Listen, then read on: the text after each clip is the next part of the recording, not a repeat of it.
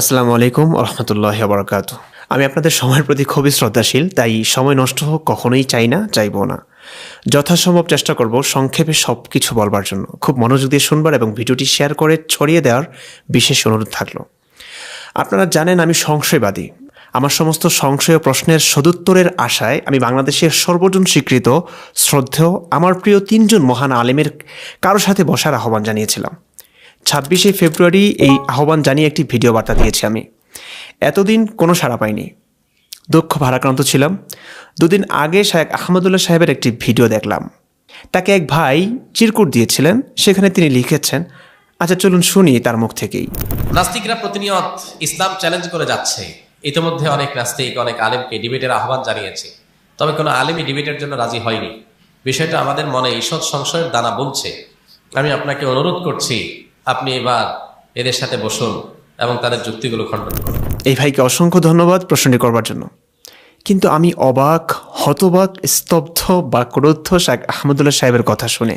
তিনি জবাবে আমার সাথে অন্য নাস্তিকদের সাথে বসবার আয়োজন না করে উল্টো সবাইকে ছোট করেছেন, আক্রমণ ও অপমান করেছেন।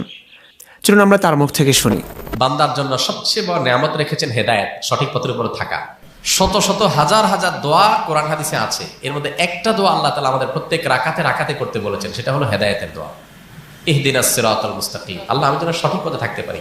এত বাধা, এত তুফানের মধ্যে নিজের ইমানটাকে সেভ করে ধরে রাখা, এটা বড় কঠিন কাজ আল্লাহ। এই জন্য ইহদিনাস সিরাতাল মুস্তাকিম, আল্লাহ সঠিক পথে আপনি আমাকে রাখেন, আমি যেন বিচ্যুত হয়ে না যাই।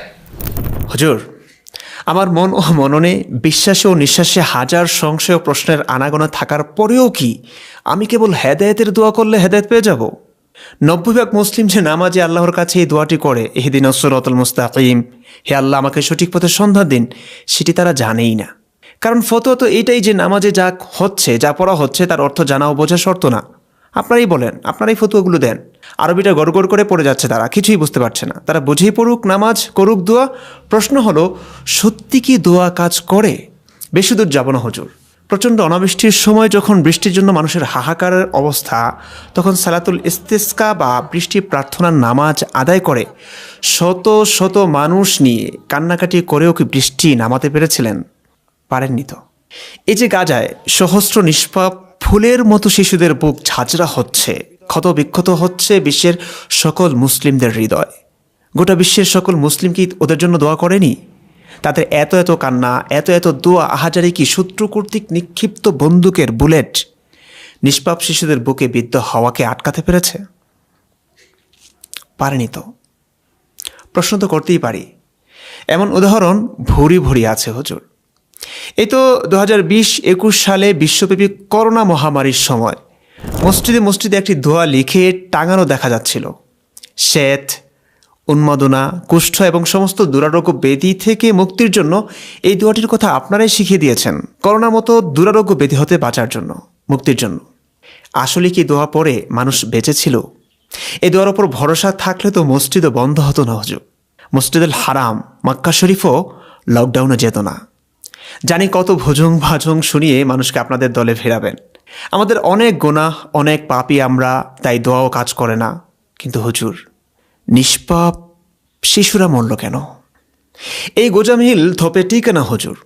আরও কত কি বলা হয়, দোয়ার ওপর আমাদের ইকিন নাই, দৃঢ় বিশ্বাস নেই, সেজন্য দোয়া কাজ করে না। আচ্ছা হুজুর, শ্বেত কুষ্ঠ থেকে বাঁচার জন্য আমাদের প্রিয় নবী এই দোয়াটি শিখিয়েছিলেন, তাই তো? ওনার কি ইকিন বা দৃঢ় বিশ্বাস ছিল না এই দোয়ার প্রতি? নিশ্চয়ই ছিল। তাইলে আল বিদায়া ওয়ান নিহায়া, আল্লামা ইবনে কাসির, ইসলাম ফাউন্ডেশন বাংলাদেশ, 5ম খণ্ড, পৃষ্ঠা 486 একটু পড়ুন। রাসূলুল্লাহ সাল্লাল্লাহু আলাইহি ওয়াসাল্লাম বনু আমর ইবনে কিলাবের এক নারীকে বিবাহ করেছিলেন। পরে তাকে এই মর্মে অবহিত করা হলো যে তার গায়ে ধবল বা কুষ্ঠরোগ রয়েছে। তখন তিনি তার সঙ্গে নিভৃত বাস না করেই তাকে তালাক দিয়ে দেন। হুজুর, আমি কি প্রশ্ন করতে পারি না, যে নবী কুষ্ঠ, শ্বেত, ধবল এমন দুরারোগ্য ব্যাধি থেকে বাঁচার জন্য একটি দোয়া শিখিয়ে দিলেন, সেই নবী কি করে তার সদ্য বিবাহিত স্ত্রীকে ধবল কুষ্ঠ থাকায় তালাক দিয়ে দিলেন? কিভাবে? তালাক দেওয়া তো খারাপ, তাই না? বিশেষ করে সেই নবীর জন্য যিনি আল্লাহর কাছে দোয়া করলেই আল্লাহ এই নারীকে কুষ্ঠরোগ থেকে বাঁচিয়ে দিতেন, মুক্তি দিতেন। সেই নবী যার আঙ্গুলের ইশারায় চাঁদও নাকি দ্বিখণ্ডিত হয়ে গেছে, তার বিবাহিত স্ত্রীকে সুস্থ করে সংসার করলেন না কেন তিনি? আমি কি বলতে পারি না হুজুর আসলে এই দোয়া কাজ করে না? এইটুকু প্রশ্ন কি আমি রাখতে পারি না? সিরিপুরের ট্যাবলেট বিক্রি করা দেখছেন কখনো? সিরিপুরের ট্যাবলেট যারা বিক্রি করতো, এখন এগুলো নাই। আমরা আমাদের শৈশবে দেখছি বাস স্ট্যান্ডে, ফেরিঘাটে এখনো ওই টাইপের কিছু কিছু জিনিস আছে। ওই যে হাত কাটা মলম, তারপরে সিরিপুরের ট্যাবলেট, এই জাতীয় বিভিন্ন জিনিস বেচে না। এরা কিন্তু চ্যালেঞ্জ ছাড়া বিক্রি করে না। এরা কিন্তু দেখবেন বেচার আগে অন্তত 10 বার করে বলবে সে, আমি চ্যালেঞ্জ দিয়ে যেতে চাই দাদা ভাই, 100% গ্যারান্টি, বিফলে মূল্য ফেরত। ওই যে আংটি বেছে না, কিসের, অষ্টধাতুর আংটির ওখানে অটো প্লে হতে থাকে না, ওই যে টেপ চালা রাখে, ওখানে কি বলে, দাদা ভাই আপনি একটা আংটি কিনে সাথে ভাউচার নিয়ে যাবেন, আপনার কাজ না হলে 100% মূল্য ফেরত। এত বড় বড় ডাক্তার চেম্বার খুলে বসে আছে, এত বড় ডিসপেন্সারি আছে, কোন ডাক্তার আজ পর্যন্ত দেখবেন না বলতেছে যে ভাই 100% গ্যারান্টি। প্রেসক্রিপশনের নিচে আছে যে ভাই সর্দি লাগছে আপনার, এই মেডিসিন নেবেন, 100% গ্যারান্টি। বলতে পারবে কোন ডাক্তার? বলে না। কিন্তু ওই অষ্টধাতুর আংটি কিন্তু ঠিকই গ্যারান্টি দেয়। খুবই অবাক হলাম হুজুর, আপনার প্রতি আমার ভক্তি ও শ্রদ্ধা ছিল। আমার আম্মা আপনাকে অনেক পছন্দ করেন, ভালোবাসেন, আপনার আলোচনা শোনেন। আমি একটা সময় আমাকে আপনার আলোচনা শুনতে বলেছিলাম। আমি যখন ইমামতিতে ছিলাম আমার মুসল্লিদের বলতাম যেন আপনাকে শুনে, কিন্তু দুঃখিত আমার বলতে হচ্ছে আজ আপনার প্রতি সেই শ্রদ্ধা ও ভক্তিতে সামান্য হলেও ভাটা পড়েছে। আপনার মতো একজন মানুষের জন্য তো কথা বলার ক্ষেত্রে একটু বেশি সতর্কতা অবলম্বন আশা করেছিলাম। যে বিষয়ে কথা বলবেন সেই বিষয়ে ভালো করে জেনে শুনে কথা বলা উচিত, কারণ লক্ষ লক্ষ মানুষ আপনাকে শুনে, আপনাকে দেখে। আমি যদিও জানি না আমার কথা আপনার কানে পৌঁছেছে কিনা, প্রশ্নকারী আমার নাম নেয়নি, তবে রোজ টিভি 24 ইউটিউব চ্যানেলটি এই ভিডিওর থাম্বনেইলে আমার ছবি দিয়েছে, এনামের ছবি দিয়েছে। যদি আমার ব্যাপারে শুনে থাকেন তবে প্রথমত বলবো আমি কখনোই আপনার সাথে ডিবেট করতে বসতে চাইনি। আপনি আমার ও আমাদের মুরব্বী, জাতির রাহবার, পথ প্রদর্শক। আপনি মুসলিম উম্মাহর মাথার মুকুট। আমরা আপনাকে ভালোবাসি হুজুর। ইসলাম সম্পর্কে আপনার ফতোয়া গ্রহণযোগ্য, তাই আপনি আমার কাছেও গ্রহণযোগ্য। সেজন্য আপনাকে শিক্ষক বানিয়ে একজন ছাত্র শিষ্য হয়ে আপনার কাছে আমার কিছু জিজ্ঞাসা ছিল, আমার সংশয়ের উত্তর জানবার ছিল আপনার কাছ থেকে। আমি আপনার সাথে পার্সোনালি বসবার প্ল্যান করেছিলাম, যোগাযোগ করছিলাম কিভাবে সাক্ষাৎ করা যায় আপনার সঙ্গে, কিন্তু তার আগেই আমাকে কতল করবার ফতোয়া দেওয়া হয়। প্রাণনাশের আশঙ্কায় আমি থাকতে পারলাম না। নিজ ঘরে, মায়ের কোলে, নিজ দেশে, আত্মীয় স্বজন কারো কাছেই না, কোথাও না, চলে আসতে হয়েছে দেশের বাইরে, যাযাবরের মতো জীবন। তাই অনলাইনে বসার আহ্বান জানিয়েছি, সেই কারণে খুব বাধ্য হয়ে। এখন অষ্টধাতুর আংটিওয়ালা যদি বলে যে ভাই আমি এই আরিসা ফেরিঘাটে বসে আজ 10 বছর ধরে আমি ডিবেটের আহ্বান করছি, চ্যালেঞ্জের আহ্বান করছি, যে আমার এটা ভুল প্রমাণ করো, আজ পর্যন্ত কোনো এমবিবিএস ডাক্তার সাহস করে নাই। এখন আপনি যদি কোনো এমবিবিএস ডাক্তারে যায় বলেন ভাই আপনি একটু যান না প্লিজ, এই ডিবেটটা নেন না, তো এইটা যেরকম হবে আপনার এই চিরকুট আমাকে দেওয়াটা অনেকটা সেরকম। দ্বিতীয়ত আমি মলম বিক্রেতা আর আপনি এমবিবিএস ডাক্তারের এই যে উপমাটি, এটি বাস্তবতার আলোকে মানা যায় না হুজুর। আমি হাফেজ মাওলানা মুফতি, আপনিও মাওলানা মুফতি, আপনি হাফেজ নন। হজরত, অত্যন্ত বিনয়ের সঙ্গে বলছি, ডিগ্রির দিক বিবেচনা করলে আপনার চাইতে এক ধাপ এগিয়ে আমি খুবই দুঃখিত যে নিজের জ্ঞান, গরিমা, শিক্ষাগত যোগ্যতা, ডিগ্রি, টাইটেল এসব নিয়ে কথা বলার কিছু নেই। আসলে আমি কখনো এটা পছন্দ করি না এবং ডিগ্রি ও টাইটেল দিয়ে কাউকে জাজও করি না, কিন্তু আপনার কথার প্রসঙ্গে খুবই বাধ্য হয়ে, নিরুপায় হয়ে বলতে হচ্ছে। ক্ষমার দৃষ্টিতে দেখবেন প্রিয় আহমদুল্লাহ সাহেব এবং প্রিয় দর্শক আপনারা সকলেই। হ্যাঁ, এটা ঠিক যে আপনি অনেক জনপ্রিয়, বিখ্যাত, প্রসিদ্ধ, মানুষের কাছে গ্রহণযোগ্য, কিন্তু আপনি যে কাজগুলো করে মানুষের ভালোবাসা এবং বিশ্বাসযোগ্যতা কুড়িয়েছেন সেটি আমিও করতে পারতাম হুজুর। যে বয়সে আমার কাছে ক্যামেরা, মাইক, লাইট সব কিছু এসেছে সেই বয়সে আপনি এসব দেখেননি। তো আমার সুযোগ ছিল হুজুর, আমার আরও বেশি সুযোগ ছিল, কিন্তু আমি সেই পথে যাইনি যে পথে সরল মনা মানুষের সম্মান, ভালোবাসা, বিশ্বাসযোগ্যতা করানো যায়। একটি অন্ধবিশ্বাসের ভিত্তিতে সংখ্যাগরিষ্ঠের ভালোবাসায় সিক্ত হওয়া যায়, সেই পথে গিয়েছি যা আমার কাছে সত্য বলে মনে হয়েছে। যদিও জানি সেই পথে কাটা আছে, বাধা আছে, প্রাণনাশের আশঙ্কা আছে, পরিবার, কাছের মানুষ হারাবার আশঙ্কা আছে। আমি সেই বিপদসংকুল, ঝুঁকিবহুল, অথচ আমার কাছে সঠিক, নৈতিক সেই পথে গিয়েছি। যা হোক, তৃতীয়ত, অযোগ্য, মূর্খ, নন মুসলিম, নাস্তিক, সংশয়বাদী, আপনার ভাষায় মলম বিক্রেতার টাইপ হলে কি তাদের কাছে ইসলাম প্রচার করা, তাদের কাছে ইসলামের সৌন্দর্য তুলে ধরে তাদের কি ইসলামের ছায়াতলে আনবার প্রয়োজন বোধ করেন না আপনি বা আপনারা? যুক্তি ও বুদ্ধির আলোকে, আকল ও নকলের আলোকে এদেরকে নিয়ে ভাবাই তো আপনাদের প্রধান কাজ হওয়া উচিত ছিল আমার দৃষ্টিতে মনে হয়, এবং বাস্তবতার আলোকে তাই মনে হচ্ছে। কারণ যারা ইসলামে অলরেডি আছেন, মানছেন, ইসলাম বিশ্বাস করছেন, তাদের কাছে ইসলামের প্রচার প্রসারের তেমন কোনো প্রয়োজন নেই। তারা তো মানেই, তারা তো বিশ্বাস করেই।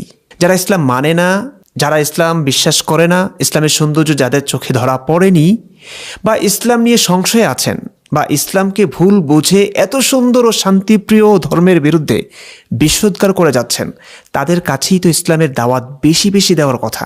তাদের কাছেই তো ইসলামের সৌন্দর্য তুলে ধরবার কথা। ইসলামের সঠিক ব্যাখ্যা দিয়ে তাদের ভুল ভাঙিয়ে দেবেন, এটাই না যুক্তিযুক্ত? সুতরাং আমাদের মতো সংশয়বাদী বা নাস্তিকদের সঙ্গেই তো আপনাদের বসা দরকার বেশি বেশি করে। এছাড়া আল্লাহ রসুল সাল্লাল্লাহু আলাইহি ওয়াসাল্লামের আমল, কর্মসূচি, ব্যস্ততাও তো ছিল অমুসলিমদেরকে নিয়ে, তাদেরকে দাওয়াত নিয়ে। ইসলামের ছায়াতলে যারা আছে তারা তো আছেই, যারা নেই তাদের এই ছায়াতলে আনবার প্রচেষ্টাই তো তিনি করে গিয়েছিলেন আজীবন ধরে, তাই না? তো আপনারা সেই নবীর উত্তরসূরি হয়ে ভিন্ন পন্থা অবলম্বন কেন করছেন হুজুর? যারা ইসলাম মানে, বিশ্বাস করে, ফলে আপনাদেরও ভক্তি করে, তাদের কাছে ইসলাম কেন তুলে ধরছেন? দূর দূরান্তে মাহফিলে মাহফিলে এত কসরত করে যাচ্ছেন কিসের জন্য? ইসলামের দাওয়াত দেওয়ার জন্য, নাকি ভক্তদের ভক্তি বা তাদের থেকে তোলা চাঁদা বা হাদিয়ার জন্য? অত্যন্ত দুঃখিত হুজুর এভাবে বলবার জন্য, শুনতে খুবই খারাপ শোনা যাচ্ছে, তবু আমি বাধ্য হলাম এভাবে বলবার জন্য। গোস্তাকে মাফ করবেন হুজুর। যদি টাকার জন্যই ওয়াজ না করে থাকেন, ইসলামের দাওয়াতের জন্যই করে থাকেন, তবে সর্বপ্রথম আমাদের মতো সংশয়বাদী নাস্তিক নন মুসলিমদের সাথেই ইসলাম তুলে ধরবার আহ্বান জানাচ্ছি। আমরা টাকা দিতে পারবো না জানি, তবু যেহেতু আপনারা মাহফিলে একটা ফি নেন, তাই আমরা চাচ্ছি সেই টাকাটা আপনাদের দেওয়ার ব্যবস্থা করব। তবু চাই, আসুন আমাদের প্রশ্নের জবাব দিয়ে ইসলাম ধর্মের সত্যতা তুলে ধরে আমাদের পরাজিত করুন। ইসলাম জিতুক, নাস্তিক মুরতাদরা হারুক। প্লিজ আমাদের সংশয় থেকে মুক্তি দিন, প্লিজ। এরা অনেকে বিদেশে অ্যাসাইলাম করার জন্য, অ্যাসাইলাম পাওয়ার জন্য নাস্তিক হয়, এরকম কিছু বিষয় আমি জানি। জাস্ট এখানে ইসলাম এবং মুসলমানদের বিরুদ্ধে উল্টাপাল্টা কথা বলার পরে মুসলমানরা রাগের চোটে ক্ষোভে ক্ষুব্ধ হয়ে তার বিরুদ্ধে কড়া কড়া কথা বলবে। এই কথাগুলোকে নিয়ে বিদেশি এম্বাসির কাছে দেখাবে, দেখো আমি এই দেশে থাকলে আমার জানের নিরাপত্তা নাই, তোমরা আমাকে আশ্রয় দাও, অ্যাজাইলাম দাও। তখন সে অ্যাজাইলাম পায়, বিদেশে যায় থাকে। অনেকের এই ইসলামকে নিয়ে খোসাখসি চুলকানির মূল রহস্য হলো অ্যাজাইলাম পাওয়া। হুজুর, এখানে আপনি 3টা কথা বললেন। অ্যাজাইলাম পাওয়ার জন্য অনেকে করে, এ নিয়ে আমার সরল স্বীকারোক্তি, আমি কখনোই এমনটা করিনি। এই শব্দটার অর্থই আমার জানা ছিল না। আমাকে নিয়ে এমন মন্তব্য করার পর আমি এই শব্দটা ডিকশনারি থেকে দেখে নিয়েছি। এটার সাথে আমার ন্যূনতম সম্পর্ক নেই হুজুর। আমি বরং ইসলামী খেদমত করতে ইউরোপ আমেরিকায় যাওয়ার সুযোগ থাকা সত্ত্বেও যেতে চাইনি। এটা আমার পরিবার সকলেই জানে। আমার ভাই বোন, আত্মীয় স্বজন অনেকেই ইউরোপ থাকে। এ নিয়ে কথা দীর্ঘ করতে চাই না, অলরেডি আরেকটা ভিডিওতে এসব বলেছি, সেজন্য আমি এখানে স্কিপ করছি। দ্বিতীয়ত, একটা কথা না বললেই নয়, যে কেউ ইসলাম নিয়ে যৌক্তিক গঠনমূলক সমালোচনা করলেই আপনারা তাকে হামকি ধামকি না, তাকে মারার কথা বলেন, তাকে নিয়ে মিছিল মিটিং করেন। রাষ্ট্রীয়ভাবে তার ফাঁসি চাইলেও কথা ছিল, কিন্তু আপনারা মব জাস্টিসের প্রতি মানুষকে উস্কে দেন। মানুষ আইন প্রশাসনের জন্য অপেক্ষাও করে না, তৌহিদে জনতাই তাকে মেরে ফেলে। অবস্থা যখন এরকম, তখন কোনো রাষ্ট্র, কোনো সংগঠন যদি তার প্রাণ রক্ষার্থে তাকে নিজ দেশে আশ্রয় দেয়, সেটা নিয়েই আবার আপনারা সমালোচনা করেন। এটা কেমন দ্বিচারিতা হুজুর, কেমন দ্বিচারিতা এটা? আচ্ছা, যা হোক, আমার ক্ষেত্রে এটা না, তাই আমি এ নিয়ে কথা আর বাড়াতে চাচ্ছি না। আপনি বলেছেন সবাই এক না। আবার অনেকে, সবাই যেরকম সেটা বলছি না আমি, অনেকে বিশ্বাসগতভাবে সে এই পথে গেছে। অনেকে বিশ্বাসগতভাবেই এই পথে যায়। তো হুজুর, প্রশ্ন হচ্ছে, তাদের ক্ষেত্রে আপনাদের করণীয় কি? তাকেও মেরে ফেলা, তাকেও জেলে পোড়া? আইডেন্টিফাই কিভাবে করবেন কে বিশ্বাসগতভাবে করছে আর কে অ্যাজাইলাম পাওয়ার জন্য করছে? উভয়ের ক্ষেত্রেই তো আপনাদের বিধান হচ্ছে মেরে ফেলা। উভয়ের ক্ষেত্রে তো একই বিধান, মেরে ফেলো, কেটে ফেলো। নাস্তিকের ঠাঁই হবে না এই বাংলাদেশে। বিশ্বাসের ক্ষেত্রে কি জোর জবরদস্তির স্থান আছে হুজুর? আপনি ইসলাম ধর্মে বিশ্বাসী, এখন আমি যদি হিন্দু হতে বলি আপনাকে, লোভ দেখাই, আপনি কি ইসলাম ছেড়ে দিবেন? আমার তো মনে হয় না এটা কেউ পারবে। অন্তত আপনাকে আমি তেমন ভাবতেই পারছি না, কারণ এটা আমার ক্ষেত্রে কখনোই আমি কল্পনা করতে পারি না। সেখানে আপনাকে আমি এতটা ব্যক্তিত্বহীন কিভাবে ভাবতে পারি হুজুর? তো হুজুর, আপনি যেমন নানা রকম প্রলোভনের পরেও নিজের বিশ্বাসের জায়গা থেকে সরে অন্য বিশ্বাস বুকে ধারণ করতে পারবেন না, তেমনি আমরা যারা সংশয়বাদী, যারা নাস্তিক মুরতাদ, তাদের ক্ষেত্রেও এমনটি আপনি ভাবতে পারছেন না কেন? সমস্যা কোথায় হুজুর জানেন? আপনি যেমন ভাবছেন আপনি ঠিক আমি ভুল, তেমনি আমিও ভাবছি আমি ঠিক আপনি ভুল। পার্থক্য এখানেই, আমি আপনাকে মারার কথা বলছি না, কিন্তু আপনি বা আপনারা আমাকে মারার কথা বলছেন। সমস্যাটা এখানেই। কোনো নাস্তিক মুরতাদ ভিন্ন মতাবলম্বীদের মারার কথা কখনো বলেনি, আমি শুনিনি অন্তত।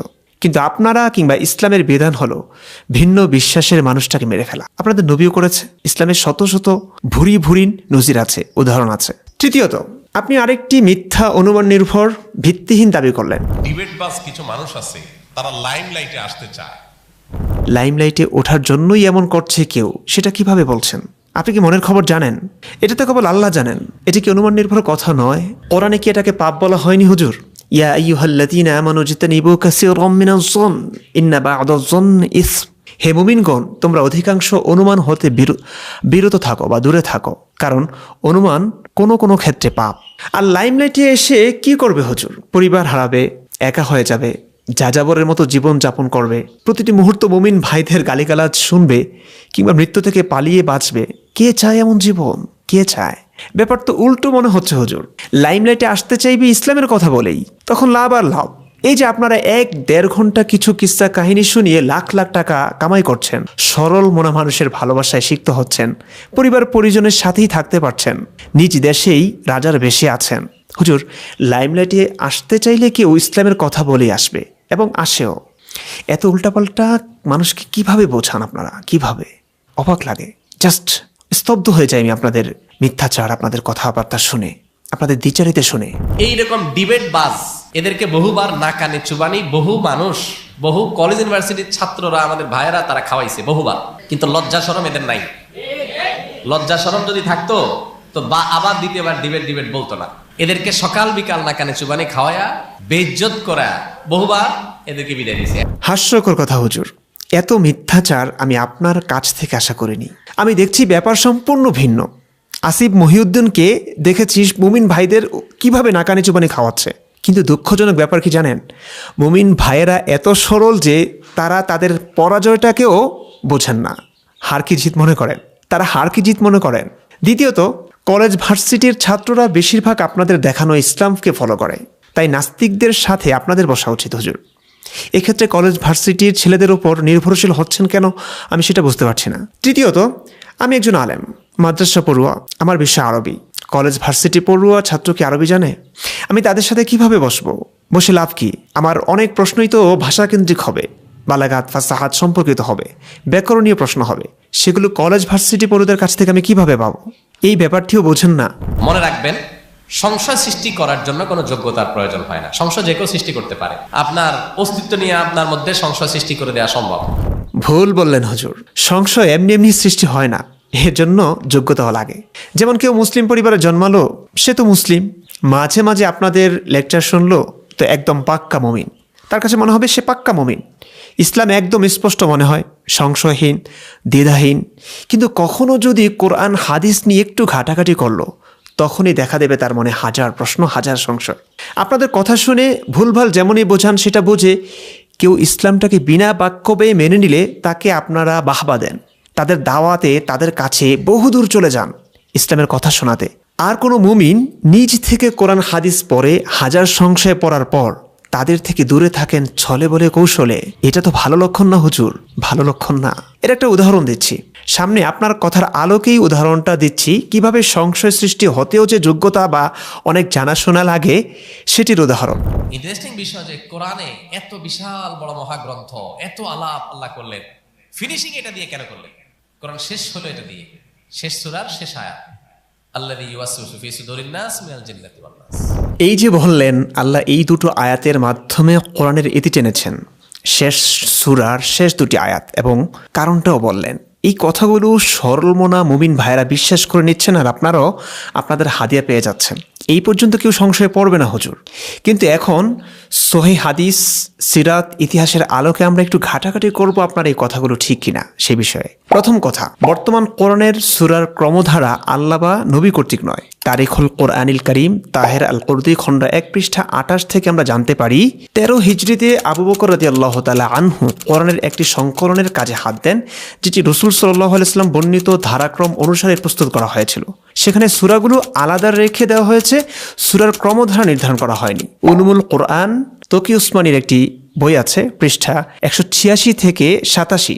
সেখান থেকে জানতে পারি হযরত আবু বকর রাদিয়াল্লাহু তাআলা আনহু সংকলিত কোরআনটি মৃত্যু পর্যন্ত তার কাছেই ছিল এরপর ওমর রাদিয়াল্লাহু তাআলা আনহুর কাছে তার শাহাদাতের পর নিজ ওসিয়ত মোতাবেক রাসূল সাল্লাল্লাহু আলাইহি ওয়াসাল্লামের স্ত্রী নিজ কন্যা হাফসা রাদিয়াল্লাহু তাআলা আনহার কাছে বিদ্যমান ছিল। অতঃপর মারওয়ান বিন হাকাম তার রাজত্বকালে এই কপিটি চাইলে তিনি তা দিতে অস্বীকৃতি জানান। হাফসা রাদিয়াল্লাহু তাআলা আনহার ইন্তেকালের পর মারওয়ান এই কপি হযরত ইবনে ওমর রাদিয়াল্লাহু তাআলা আনহুর কাছ থেকে নিয়ে যান। অতঃপর তিনি এ চিন্তা করে সেটি জ্বালিয়ে দিয়েছেন যে ওসমান রাদিয়াল্লাহু তাআলা আনহুর খেলাফত আমলে সর্বসম্মতিক্রমে প্রস্তুতকৃত কপির সঙ্গে এর কেরাতের পার্থক্যের কারণে অদূর ভবিষ্যতে ফিতনা মাথাচাড়া দিয়ে উঠতে পারে। সুতরাং আমরা জানতে পারলাম কোরআনের সূরাগুলো আল্লাহ এবং তার রাসূলের ক্রমধারা অনুযায়ী সাজানো হয়নি যে আপনি বলবেন আল্লাহ কোরআনের ফিনিশিং দিয়েছেন সূরা নাস ও ফালাক দিয়ে এবং শেষ দুটি আয়াত আল্লাহ আল্লাযী ইউওয়াসওয়িসু ফি সুদুরিন নাস মিনাল জিন্নাতি ওয়ান নাস এই দুটি আয়াত দিয়ে, না, এটা বলতে পারেন না আপনি। দ্বিতীয় কথা, সূরা ফালাক সূরা নাস এই দুটি সূরা কোরআনের সূরাই নয় বলে মন্তব্য করতেন আব্দুল্লাহ ইবনে মাসউদ রাইসুল মুফাসসিরিন। দেখুন তাফহিমুল কোরআন সৈয়দ আবুল আলা মওদুদি কর্তৃক লিখিত খণ্ড 19 পৃষ্ঠা 320 আছে এটি। অথচ প্রিয় নবী সাল্লাল্লাহু আলাইহি ওয়াসাল্লাম আব্দুল্লাহ ইবনে মাসউদ থেকে কোরআন শিখতে বলেছেন।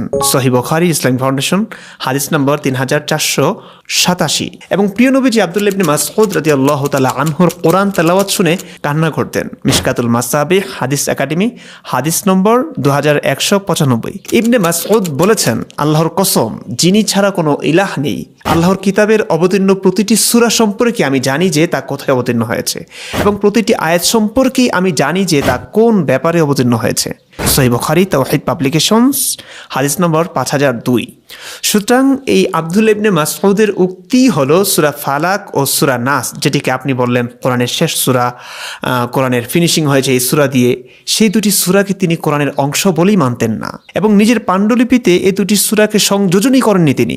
এখন আপনার কথা বিশ্বাস করব নাকি প্রিয় নবীজির প্রিয় সাহাবী রাইসুল মুফাসসিরিন বা প্রধান ও শ্রেষ্ঠ মুফাসসির আব্দুল্লাহ ইবনে মাসউদকে বিশ্বাস করব? কার কথা বিশ্বাস করব আমরা? তৃতীয় কথা, বর্তমান সময়ে আমরা যে কোরআন দেখি সেটি সংকলন করেছিলেন ইসলামের তৃতীয় খলিফা হযরত ওসমান রাদিয়াল্লাহু তাআলা আনহু। সংকলনের পরে হযরত ওসমান ঘোষণা দিলেন যে যার কাছে যত কোরআন আছে সেগুলো সব পুড়িয়ে ফেলতে হবে। যখন কুফাতে শোনা গেল যে তাদের কাছে সংরক্ষিত সব কোরআনের আয়াত পুড়িয়ে দিয়ে শুধুমাত্র যায়েদ ইবনে সাবিতের মুসহাফ এখন থেকে ব্যবহার করতে হবে, আব্দুল্লাহ ইবনে মাসউদ এর বিরোধিতা করলেন। এই হুকুম শুনে তিনি কুফা শহরে এইভাবে খুতবা দিলেন, কোরআনের পাঠে লোকেরা ছলনার দোষে পড়েছে, আমি এর পাঠ বেশি পছন্দ করি, অর্থাৎ মুহাম্মদ সাল্লাল্লাহু আলাইহি ওয়াসাল্লামের পাঠ, যার পাঠ আমি যায়েদ ইবনে সাবিতের পাঠ থেকে বেশি ভালোবাসি। আল্লাহর কসম যিনি ব্যতীত আর কোনো উপাস্য নেই, আমি আল্লাহর রাসূল সাল্লাল্লাহু আলাইহি ওয়াসাল্লামের মুখ থেকে 70-এরও বেশি সূরা শিখেছি যখন যায়েদ ইবনে সাবিত যুবক ছিলেন। এর মাত্র 2টি কেশপাশ চুল ছিল এবং যুবকদের সাথে তখন খেলা করতেন। কিতাবুল তাবাকাত আল কাবীর ইবনে সাদ 2য় খণ্ড পৃষ্ঠা 444-এ পাবেন এটি। এবং তিনি আরও বলেছেন, আমি সরাসরি আল্লাহর রাসূল সাল্লাল্লাহু আলাইহি ওয়াসাল্লাম থেকে 70 সূরা পেয়েছি যখন যায়েদ বিন সাবিত তখন একজন বাচ্চা মানুষ ছিল। এখন আমি কি ত্যাগ করব যেটা আমি আল্লাহর রাসূল সাল্লাল্লাহু আলাইহি ওয়াসাল্লাম থেকে সরাসরি পেয়েছি? ইবনে আবি দাউদ কিতাবুল মাসাহিব পৃষ্ঠা 15। ভিডিওটি আর বড় করতে চাচ্ছি না হুজুর, আরও অনেক বিস্ময়কর তথ্যপত্র দেওয়া যেত। আশা করি এটুকু জানার দ্বারাই মানুষ বুঝে যাবে আপনারা কি পরিমাণ বানিয়ে বানিয়ে মন গড়া ইসলাম পেশ করেন মানুষের কাছে। উদাহরণ দিতে চাইছিলাম, সংশয় সৃষ্টি করার জন্য যোগ্যতার প্রয়োজন হয় হুজুর, যোগ্যতার প্রয়োজন হয় না কেবল বিশ্বাস করতে। আপনারা যাই বলবেন কোরআন হাদিসের নাম দিয়ে তাই মেনে নিতে যোগ্যতার প্রয়োজন হয় না, এক্ষেত্রে যোগ্যতার প্রয়োজন হয় না হুজুর। অবশেষে বলি হুজুর, আপনাদের এই ধরনের কথা কিছু মানুষের কাছে এক ধরনের ভণ্ডামি মনে হচ্ছে। আমি কিছু কমেন্ট আপনাকে দেখাচ্ছি, আপনি যে ভিডিওটি করেছেন সেই ভিডিওর কিছু কমেন্ট, কিছু কিছু মানুষ, অনেক মানুষ, কয়েকটা কমেন্ট দেখাচ্ছি, বুঝবেন যে মানুষ আপনাদেরকে কিভাবে দেখছেন। ফারদিন হক লিখেছেন, ইমরান বিন বশির ভাই আপনাদের ডিবেটের জন্য ডাকেননি, তিনি একজন ছাত্র হয়ে টিচারের মতো আপনাদের কিছু প্রশ্ন করতে চান। আমার মনে হয় ইসলামের স্বার্থে আপনাদের সেই প্রশ্নগুলির উত্তর দেওয়া প্রয়োজন। ধন্যবাদ ভাই আপনাকে। আরেক ভাই লিখেছেন, হুজুর আপনার বক্তব্যে অসহায়ত্ব ফুটে উঠেছে, আর যে যুক্তি আপনি দেখালেন তা খরা যুক্তি। আরেক ভাই লিখেছেন, 1.5 বছর হলো ইসলাম ছেড়েছি, ওয়েস্ট বেঙ্গল, কোচবিহার। এমডি পারভেজ ভাই লিখেছেন, যুক্তির বিপরীতে যুক্তি দেওয়া হলো বুদ্ধিমানের কাজ, আর যুক্তির বিপরীতে যুক্তি না দিয়ে একেবারে কতল করে খতম করে দেওয়া হলো নবীজির সুন্নতি কাজ। আরেক আল্লাহর বান্দা, লিংক লাগবে, কি নাম রে ভাই, অষ্টধাতু আংটির সাথে আপনি ধর্মের তুলনা দিতে পারেন না। আপনাকে প্রশ্নের জবাব দেওয়ার জন্য আহ্বান দিছিল, তো আপনি যথাযথ উত্তর দিয়ে ধর্মের সমালোচনা থেকে ধর্মকে রক্ষা করুন। আপনি ডিবেট না করেন সমস্যা নাই, কিন্তু আপনি তাদের প্রশ্ন শুনুন, তারপর এককভাবে রেফারেন্স সহ বিশ্লেষণ করুন, তাহলে আমরা মুসলিমরা সংশয়মুক্ত হতে পারি। খুব সুন্দর। আরেক ভাই লিখেছেন খোরশেদ আলম প্রধান, সকল মুসলিম ভাইদের প্রতি অনুরোধ, টাকা দেওয়া বন্ধ করেন, দেখবেন বাংলাদেশে কোনো মোল্লা ও ওয়াজ বয়ান থাকবে না। আরেক ভাই লিখেছেন কি নাম, ঋত্বিক ডিও, গোজামিল দারুণ হয়েছে শায়েক। আচ্ছা, এগুলো তো লজ্জার আমাদের জন্য। আরেক ভাই ইমরান নাম, বাপের জন্ম হইলে মুফতি মাসুদের সাথে লাইভ কর, যদি তুই বাপের পয়দা হয়ে থাকিস। আরেক ভাই লিখেছেন তো গিয়ে বসেন একটা ডিবেটে, দেখি কি হয়। এত সুন্দর করে কথা এড়িয়ে যাওয়া যায় তা এই ভিডিওটি না দেখলে বুঝতে পারতাম না, এটা জাতির জন্য লজ্জার। আরেক ভাই লিখেছেন একটু গালি দিয়ে বলেছেন, ডিবেটের কথা শুনে পায়জামা ভিজে গেছে। আরেক ভাই লিখেছেন এতদিন কনফিউজড ছিলাম, আজ আপনার কথা শুনে নিজেকে মুক্ত মনের মানুষ মনে হচ্ছে।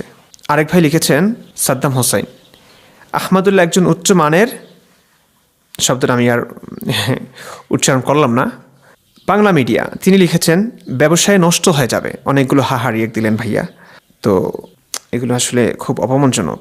হুমায়ুন জাহিদ লিখেছেন হুজুর জানে তাদের যুক্তিযুক্ত কথার উত্তর দেওয়ার ক্ষমতা কোনো হুজুরের নাই, তাই তাদের বিরুদ্ধে খিস্তি খেউড়ই কেবল করতে পারবে। এমডি কাউসার খান লিখেছেন এত কাহিনী না করে ওদের সাথে বসো। এমডি হাবিব লিখেছেন আলহামদুলিল্লাহ, শায়েখ আহমদুল্লাহ হুজুরকে আল্লাহ তাআলা হুজুরকে নেক হায়াত দান করুন, আমিন, আমরা দোয়া করছি। আরেক বোন লিখেছেন নাহিদা নাহিয়ান, সব যুক্তি আছে হুজুর, কিন্তু নাস্তিকদের প্রশ্নের কোনো জবাব নাই, আলহামদুলিল্লাহ। উনি কি প্রশংসা করলেন নাকি কটাক্ষ, কে জানে। কলি কথা, তিনি লিখেছেন ওরা চাইছে প্রশ্নের উত্তর, ডিবেট না, খুব সুন্দর। আরেকজন লিখেছেন সত্যের মুখোমুখি হতে শায়েখ ভয় পাইছে।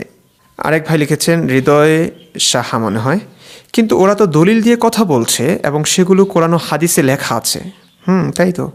আরেক ভাই লিখেছেন হুসাইন, এভাবে ভয় পেলে কি চলবে হুজুর, হাসলেন।